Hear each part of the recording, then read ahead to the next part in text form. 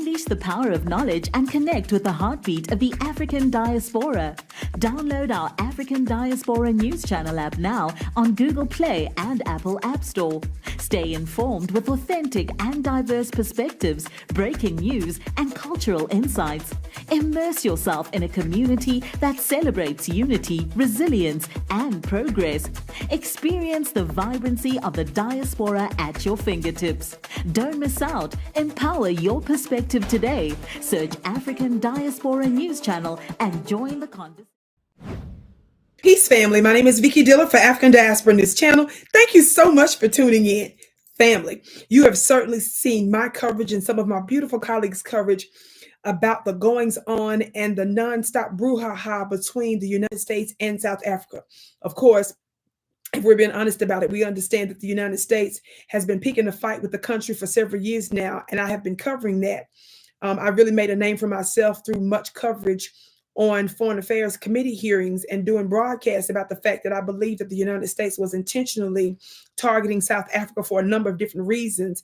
And we're certainly seeing that play out now under the Trump administration. Yes. Well, as you can see here, as many of you probably already know, I'm reading from an article here by a Geopolitical magazine, FP, that says Rubio snubs G20 foreign ministers meeting in South Africa. It talks about the fact that the Secretary of State's absence, it says, reflect deteriorating U.S.-South Africa relations, as well as the Trump administration's disdain, it says, for global institutions. Certainly, this is a problem, family. The article goes on to say how South Africa kicked off its two-day G20 foreign ministers meeting in Johannesburg on Thursday at the time of this piece. Thursday to address solidarity, equality, and sustainability around the world. But the absence of the White House's top diplomat appeared to undermine international collaboration efforts and highlighted the Trump administration's disdain for global institutions. It says U.S. Secretary of State Rubio cited several reasons for not attending the key event, beginning with Pretoria's choice of theme. In other words, DEI and climate change, Rubio wrote on X. Isn't that crazy, family? DEI is about its diversification programs and stuff here in the United States, which a whole lot of white folks have been just denouncing through companies, businesses, government, and so forth. Yes.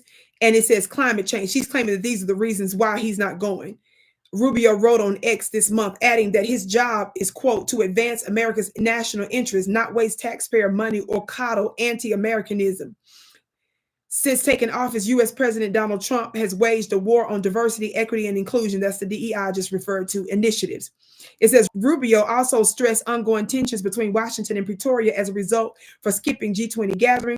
Last month, it says South African President Cyril Ramaphosa signed a law that aims to redress historical racial inequalities and property ownership by allowing the government to seize land without compensation. More than 30 years after the end of apartheid, it goes on and on and on about that. But that's none of your business. And that lets you know the solidarity of white supremacists. Many of you have probably heard the story. If you haven't, be sure to check out my coverage here on South Africa for the past several years. Yes. And even our most recent broadcast, mine as well as my other colleagues. Watch this. That's not the point. What I want to bring to your attention is what nobody's talking about. When I say nobody, I'm talking about in alternative Black media spaces.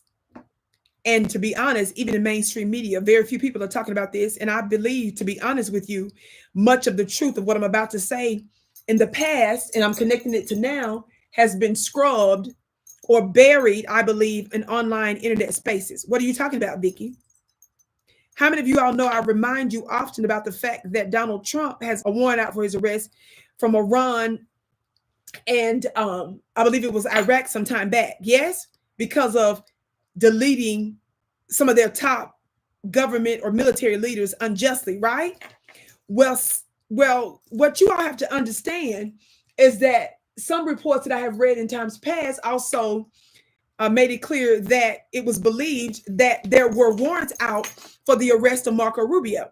Now, I'm telling you, they buried a lot of this information, but I found an article from The Guardian from a few years ago, from actually 2020. Headline, China places sanctions on 11 U.S. citizens, including Marco Rubio and Ted Cruz. Did y'all hear what I said right there?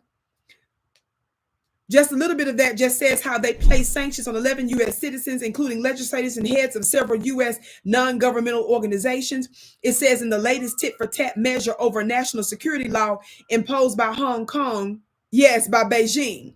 It says in response to the move by the U.S. last week, China's foreign ministry said on Monday that it would target U.S. citizens who have behaved egregiously against the country, right?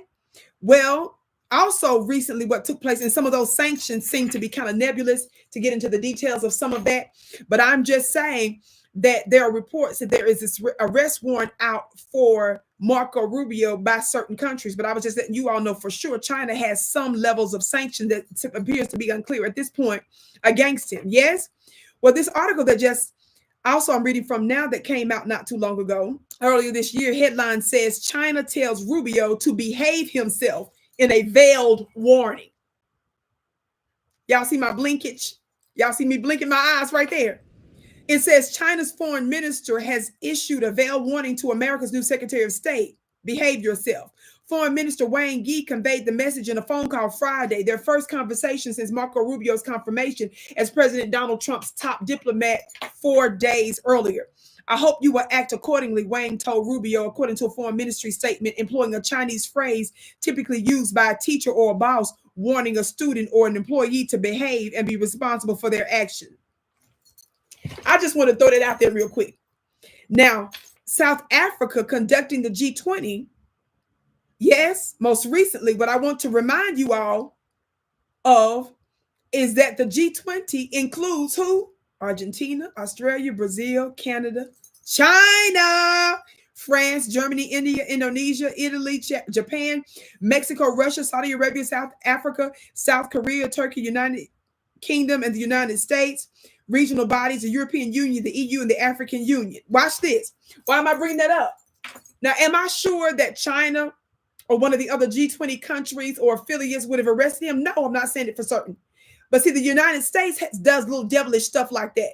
The United States sanctions and targets other people. So I don't believe it's out of the question that one of the secret fears of America's current Secretary of State was the fact that he just might be arrested.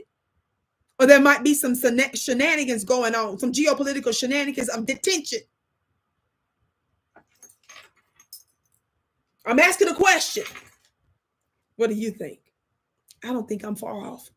It's up to us to keep up with a lot of the stuff that's going on. He's a Secretary of State and knows that he has a problem with international bodies, international nations, and want to go out there and run his mouth until he's having to be humbled.